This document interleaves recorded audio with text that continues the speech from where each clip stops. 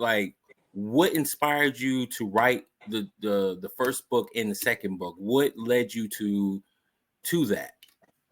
So it was while I was at UCLA pursuing my master's in library and information science that I realized I really hadn't heard about anyone of color, any African Americans' contributions to the profession. And so it was in my, I was nearly done with the program, I think second to the last quarter of the program, that I stumbled across this person called E.J. Josey. I'm like, well, who is this? And so then when I realized that he was a Black librarian, I was so thrilled. And I started just doing a lot of research on him. And then my instructor at the time, and this woman, Dr. Mary Mack, she ended up being my advisor for my PhD program. She saw how excited I was because I was doing a project for the class, which was historical research methods.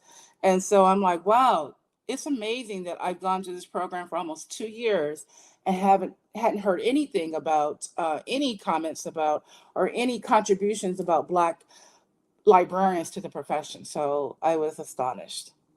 Yeah, that's and it's funny because even when I went through school, it's like it wasn't that information. It wasn't being taught in the MILS programs, and it, I, I wonder then how was it for you doing the research, digging in the archives and stuff like that? Was that information there? Were they collecting that material, or did you actually having to go and talk to his family and find out a lot of this information?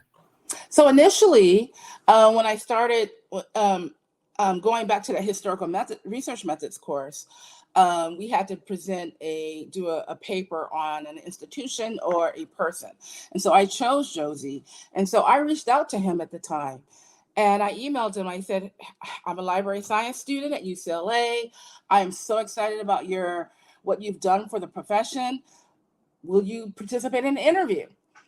And so he responded back pretty quickly on email. He said, oh, absolutely. He goes, I'm not even sure if I am deserving of such an honor. But I actually had my very first interview with him when I was in library school. And this was around 2001.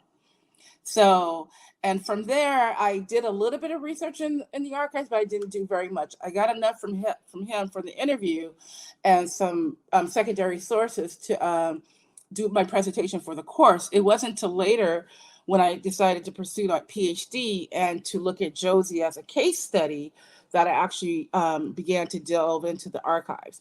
And so to answer your question, his personal papers were at North Carolina Central School of Library and Information Science.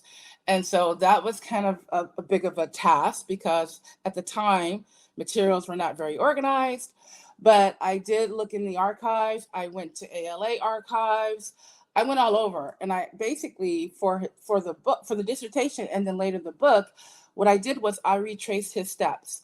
Wherever he worked, that's where I went. I looked in the archives. I spoke to people. I interviewed. I went to his hometown. I found his classmates, his neighbors. So for the research part of that, I really delved into just really trying to retrace his steps to really get into his, really understand how he became so large within the profession. And I looked at him within a leadership framework, a leadership theoretical framework.